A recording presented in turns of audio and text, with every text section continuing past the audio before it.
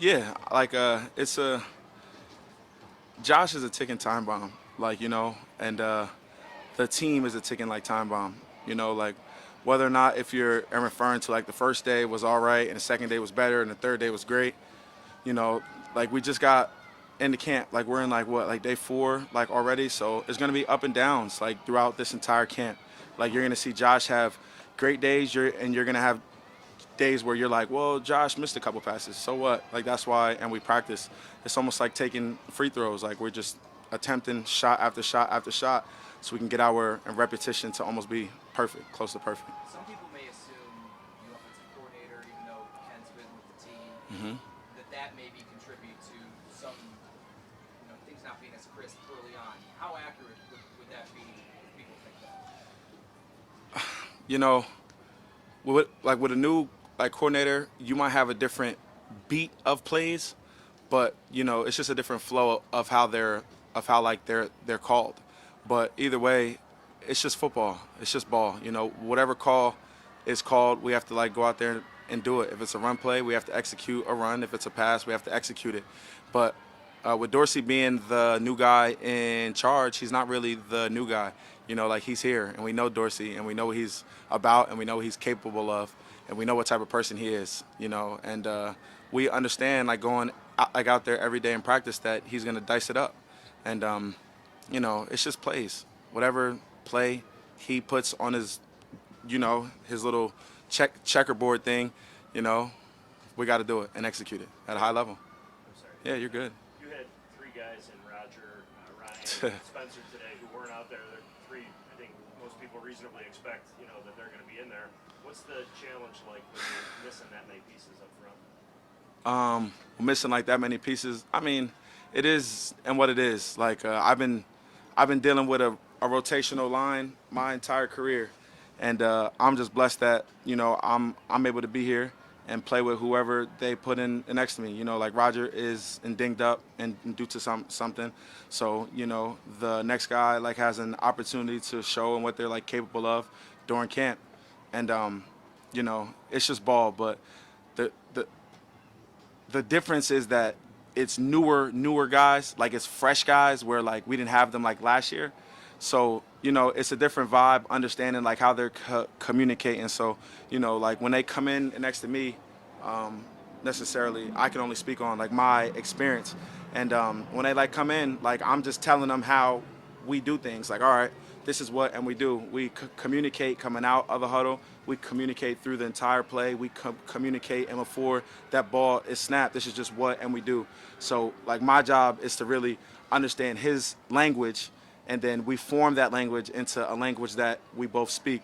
And then we just hit the plays, how we hit them, and then we just try to execute whatever is called, But everything happens fast, like it's day 4, and I didn't have like 3 guards, and so it is and what it is. It is and what it is. As long as like we keep Josh clean, I don't care. In You know. regards to Spencer, I know he's been out there. He hasn't maybe done a lot of the team stuff yet. I'm sure that's coming. But when you kind of assess his rookie season and what he brought to the line, what were your takeaways from his year? So my analysis on Spencer Brown. Yeah. Spencer Brown is a dog. He's an animal. He's extremely big. He's talented. The guy moves extremely well. I think that's the number one thing that I've seen about Spencer is he's a big guy but moves like a skilled. And even Doyle, they're both 1-1. Like people are talking about Spencer, but Doyle is just as great, But I think that their potential is through the roof. Better than me, better than any tackle to ever touch the football field. And I know it. And I hope that those guys are learning from everybody who's out there. But overall, to get back to his analysis, he's a great player. He plays hard and he plays with attitude. And if you notice Spencer, he's always around the football. And for any team, any offensive line, any coordinator, any offense, that's the number one thing an offensive coordinator or any offensive player wants is guys around the football. So, for example, if the running back is 10 yards down the field, Spencer will be 10 yards down. If Diggs is catching a 30-yard pass, Spencer is 30 yards pass, and that's just for percentage of error. If something happens like a fumble, he's right there. So for a guy that big and that size to be able to keep up with his stamina and also play with the physicality that he plays with, it's amazing. And I'm happy to have Spencer here, and I'm happy to, help him with whatever I possibly can, because eventually, it'll be their turn, and, I love him for it. Dion, you know that physicality. Coach Dorsey went on earlier today talk about how physical he wants this offense to be. Yeah. With the addition of offensive line coach Cromer, how excited are you to know that, especially in the run game, that y'all plan to be a little bit more physical than former years? Yeah, I mean, you know, the offensive line, the trench battle, is always supposed to be physical. So regardless if somebody says, "Oh, we want it to be physical," it's supposed to be physical. So we're just supposed to do that regardless. So, being up front in the trenches is supposed to be a physical battle every play. Like, it's literally war, punches, elbows, like all type of stuff. And the good thing is that we got big bodies to be physical. I'm a big body, Roger's a big body, Spencer, Doyle, Mitch is a skinny big body, but Cody is a huge body. Like, all of our guys are big guys, so there's nothing but physicality written from before that snap starts. So it's just good that we just get to throw our bodies around and just use them as wrecking balls, because really that's what it's about. We know there's a lot of carryover with this offense, but you are dealing with a new coordinator and Yep. a position coach. Yeah. How's that process going in terms of whatever adjustments you might make? Smoother than I expected. Chrome, like, he is very specific of what he wants and what his technique. So, like I said, it's only the fourth day of camp. So even at myself, like, learning, like, doing different things, like, with my body because of what he's teaching, it's even new. So it's a challenge, but it's just camp challenges. It ain't nothing drastic. It's just regular camp and challenges of everybody just trying to get on that track. So when we get on that track and we can just flow. But everybody's just trying to just figure out their niche and how we're importing what Chrome is teaching into us.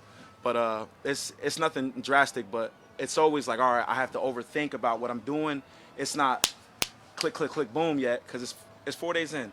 And not to say that we're rusty, but it's just fresh. Like, it's just like the first day of anything, like, Dion, got a big question for you. Did you know his story of dealing with cancer at all coming in? Has he shared any of that? I still ain't even know that, so please inform me. Well, he's dealt with it in his life. And For how long?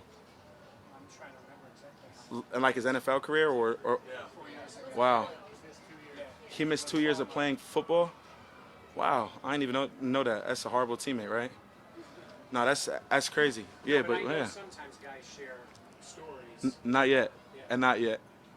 But now, I mean, I'm still not going to, like, bring it up to him, but I appreciate you for telling me that. But now that I, like, know that, like I have so much more and respect for him, because, like, most guys will shut it down. But shoot, respect to Q. Yeah, what does a guy like David bring just to that room? Just talking his football now, just being around him. Just what is it like to be alongside that line with him? Well, so I've only played next to him yesterday. That was the first day. Yesterday was yesterday? Yeah, yesterday. And that was the first day that they moved him to guard, and it was just like a rotational thing. But he's a smart player, and he's physical. So as long as he's smart enough to communicate and know what he's doing, the sky is really anyone's limit, because we're all big, we're all fast in certain ways, we're all physical, but like, there gets to a point where if you're smarter than that next guy, then you have that advantage. And like, we all don't take that overly knowledge, like, of the game as serious as some, but for the people that actually do, it's special, because he could play right tackle, right guard. I haven't seen center, but left guard and left tackle. Like, I can't say that everybody can do that. Even for and myself, like, that would be extremely hard to just jump to right guard, from the like, that left side. So, I salute, I know Pat's haven't come on yet. Yeah. It's going to be totally different when that happens. But what has it been like in the reps you've gotten? It's already physical, man. Yeah, It is already a physical life. I was telling McDermott earlier, like, right before, like, one of our team periods, I was like, yo, McDermott, Picking up Vaughn was a great ad. It was really a great ad, man. Like, not to say that I don't that I'm comfortable like out there, but there's certain times where I'm real comfortable, where I and depend on my athletic ability. And Vaughn is just one of those guys that like just shuts down your natural abilities, and he's the one with the natural abilities. So playing against Vaughn every play, every rep. It's a hate love thing because I'm like, dang, you know what I'm saying? Like this bug is it's 120 million right here, you know. But but I know over the course of this season, like of the duration, I'm gonna get better, and I'm blessed to be able to be a tackle playing against him because. Like I can't imagine if Vaughn and was here for 6 years. Like imagine like how good all of us like would be. So, but adding him, it's definitely physical already. He has one speed, and that speed is greatness. So A lot of people say he's elite on the left side, but you see him when he's coming off the right side, and he's just as good. see, I didn't even know that. Like Vaughn, like Vaughn is good. Like he's just a good player. Like if Vaughn played zero, like over that center, like he'll be great too. Like Vaughn is just a football player, man, and not even like realizing like he's in year 12, like year 12, like that is amazing that he can be at that level at year 12. Like that's different stuff. Like that's like Michael Jordan stuff. Like you're just a different type of person, and Vaughn is truly that. But once again, I'm thankful for him. Some people see 33 and they're like, oh, he naturally, everyone has to start slowing down at 33. or something. Oh yeah, age. And you're saying he's just as fast, if not faster, than the premier guys you face. Man, Vaughn is 33, but that boy is 23. He moves better than anybody on the football field, and you can sit there and watch. Like he's just a God's gift, truly, And football is what he was called to do. One of the things that he was called, and he definitely is continually to polish that golden star because it's definitely bright. Yeah, I think a number of us have noticed that even at this speed without pads, that initial move, the explosiveness. Yeah. But from your standpoint, like athletically, Yeah. what makes him so good and difficult? How can I say it in a way where everybody can understand, right? He's like he's more like elastic, like elastic. So almost like a rubber band, where like you would think if you pull it a certain distance it'll pop, but he just doesn't pop. Like he'll come off and just be like this, and then come back. Like how did you just do that? Like I got my hands on you, you just moved your arm around me. Now I'm in front of you and you're back here, and now I'm playing catch up. Like so, the word that I would use is an elastic band, or like a rubber band, because like he's just real springy and like real like slithery. Like it's so hard to really like put a name to it because it's just different. Like there's certain guys, or like an example, right? Like we're all like big and strong. So like if I were to hit somebody, it'll be like a boom. Like and when you hit Vaughn, it's more of like a boom. Like where like where it's not like a, it's just like a, Glancing blow. yeah, but it's just like, how did that not hit like how it's supposed to hit? Like it's almost like punching a punching bag. Like you hitting a punching bag, but the punching bag is moving a little bit, so it's taking away 75% of your punch. So it's just like, But hey, if I could block Vaughn, I could block anybody. Shoot, But he's really that good. He really is, and I don't mean to beat his horn, but he really is, and I can only give props and give him his respect and what he's earned, because he's earned that. And I've never played anybody like that. And Jerry, I thought Jerry was like damn, like Jerry's grown, old, and still good, but Vaughn is like Jerry times 4, and Jerry is already great. Like it's just like, how many levels like of it is it? Like, but he's somewhere way up there, So yeah. Dion, this year compared to last year, coming into training camp, you were coming off of COVID. Yeah. Does it feel completely different to start where you're at right now this year, not having to worry about any of that, just go right into camp feeling probably way better? Well, it's drastically different because last year I was in the basement, and this year I'm out with a helmet on.